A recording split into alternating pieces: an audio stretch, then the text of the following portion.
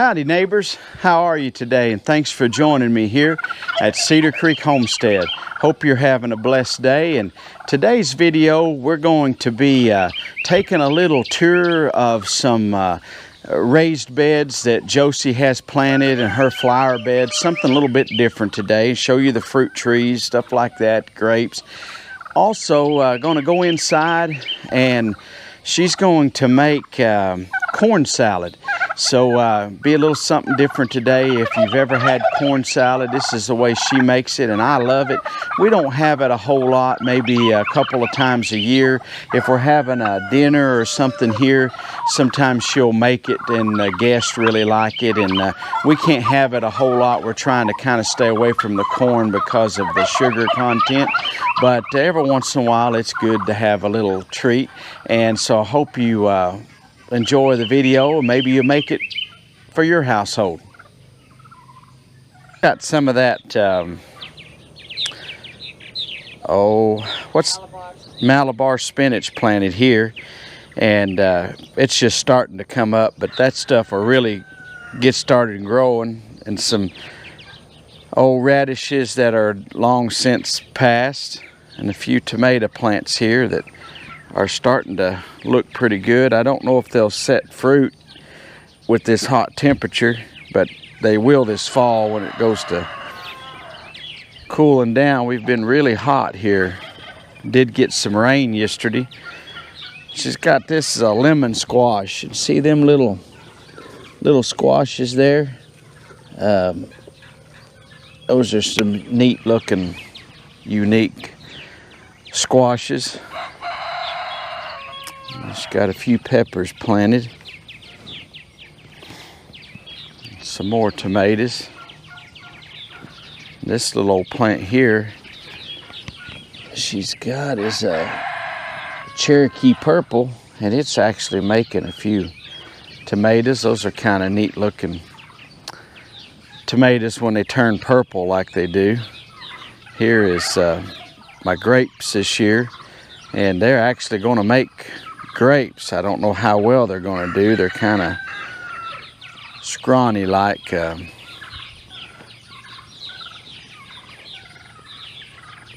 But it is going to make a few grapes. A few of them's trying to turn already. I don't know if it's a lack of water or what the deal is. There's a neat little cluster right in there.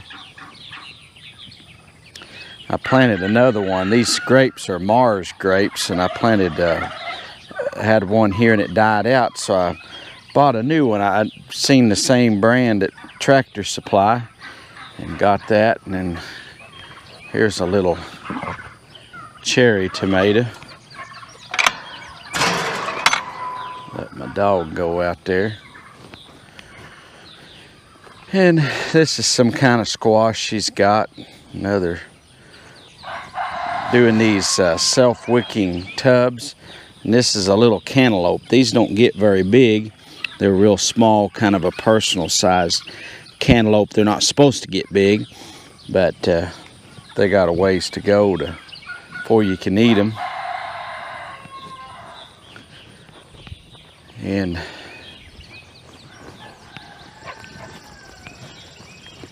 there's some old cabbages that I need to get the grass cleaned out of and stuff. Here's some more, some kind of special, I think these are pumpkins she's got planted here. It's like, I think she called them pie pumpkins. She needs to be out here to kind of share what's going on here. Here's our peach tree, and it's making some pretty nice peaches. Now that one's splitting open. I don't know what causes them to split like that, but there's a real pretty peach. This will be the first year for this little tree to make fruit, and it ain't got a lot of peaches, but it's going to have a few here if nothing happens to them. I just planted these two little old apple trees this year, and yellow delicious trees, and they aren't really taking off crazy, but they are growing a little bit. and something's been eating on their leaves. They've got something's really been eating on them, but I can't find it. I would think you'd see a worm or something there, but let's show you a little bit of Josie's flower beds here she's got planted this year, and we're fixing to go inside in just a minute, and she's going in there making corn salad today, if you're interested in how she makes a corn salad. But these here are mums that we planted from. We usually plant some mums every fall, and so we left them, and they're really growing and should do good when fall comes. And here's some lilies that's bloomed and already came along. They've kind of done their thing. And here's a little flower bed. We just kind of homemade this thing and got rocks here off of the Homestead, and we had a storm yesterday, and it got about 1 inch of rain, and it knocked my little flags down. But I got to put these up anyway. I had these out for the 4th of July, and it's time now to put the decorations up. But this is one of her flower beds. It was really pretty. These little, whatever you call these tiger lily things, were blooming, and it was all looking really, really good. And then, you know, they go through cycles. All the blooms start falling off and stuff, so they've kind of, whoops, I broke my little flag there. Got to put all these up anyhow, so I'll just come back out here and put them up, put them in the dry till next year.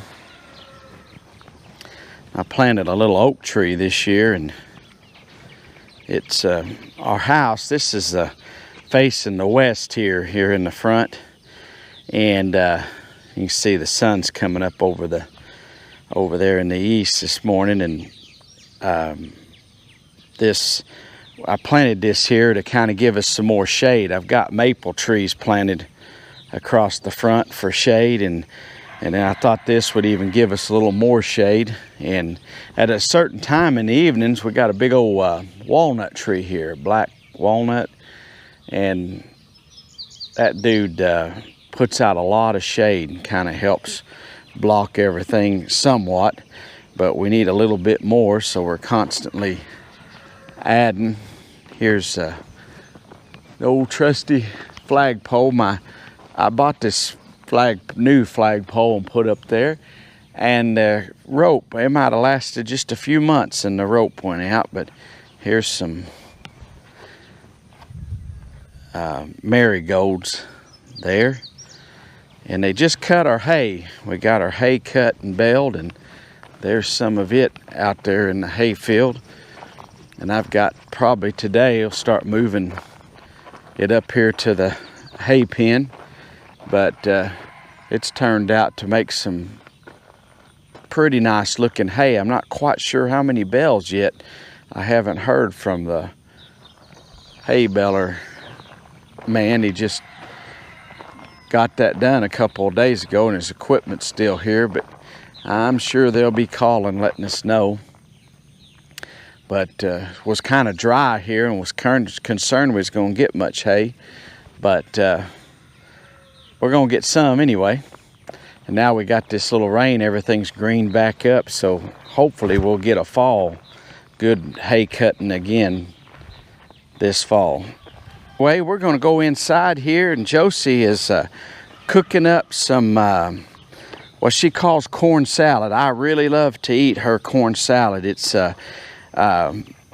and if you're trying to low carb it, and I am, I have to watch my sugars and all that stuff, so I kind of do this low carb thing, and have actually lost weight. It's been a slow process. I still need to lose some more, and I'd like to lose another 20 pounds by fall, but I'm gonna have to work at it, and probably can't eat a whole bunch of corn salad and get there, but we sure enjoy her corn salad. But we're gonna go inside the house and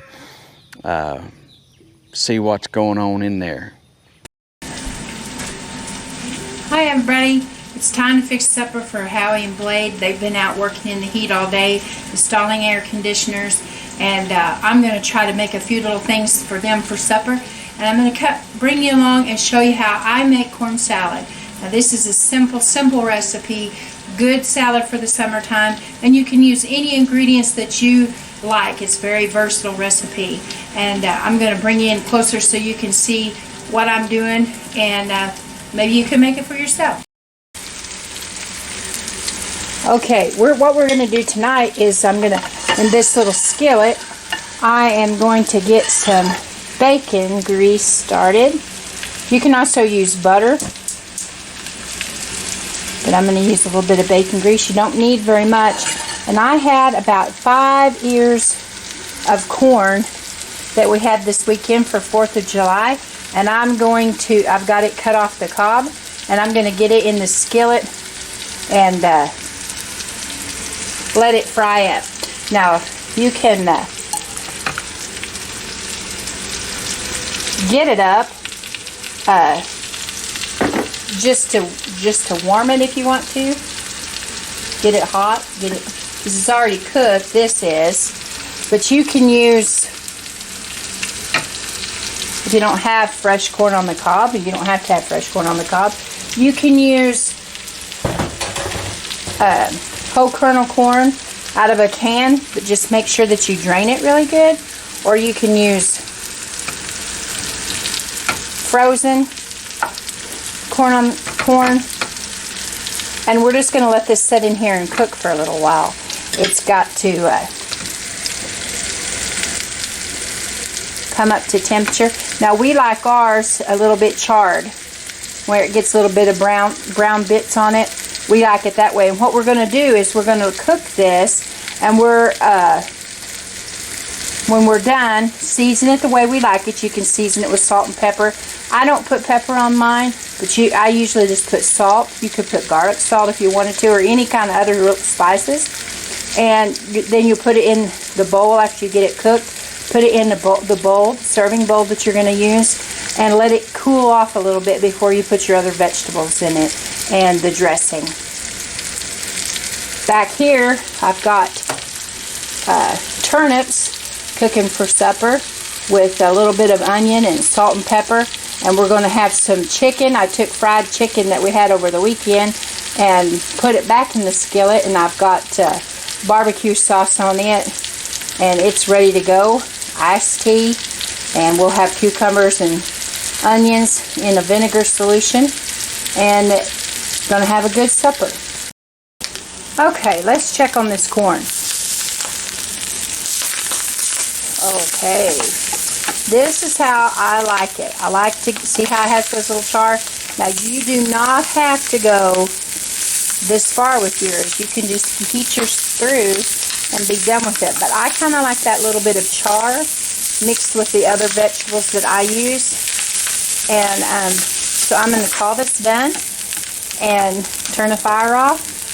And then we're going to go over and I don't think I can do this one-handed. You're getting funny camera angles, number one, because I'm an inexperienced person. And number two, Howie has put his tripod somewhere and I can't find it, so I'm trying to do this one-handed. So bear with me, folks, and I'll get this in this pan. Now what we'll do is we'll let this corn cool off before we add the other ingredients to it. Now the ingredients I'm going to be adding today are cucumbers, red onion, and tomatoes, along with a little bit of mayonnaise. And I like for this corn to be cooled off before I add those things. But you see how I got all those little browned bits? I let the corn kind of get a little bit, not really scorched, but charred. You can stop yours after it gets warm if you don't like this here. But we kind of like that here. It kind of gives it a little bit of a smoky flavor or a buttery flavor. And it's a really good little salad. So when this cools off, I'll come back and I'll add the other ingredients. Here's just some of today's produce that we got. Turnips and okra, cucumbers, and peppers and some squash. One thing this farm seems to be able to grow is peppers and okra.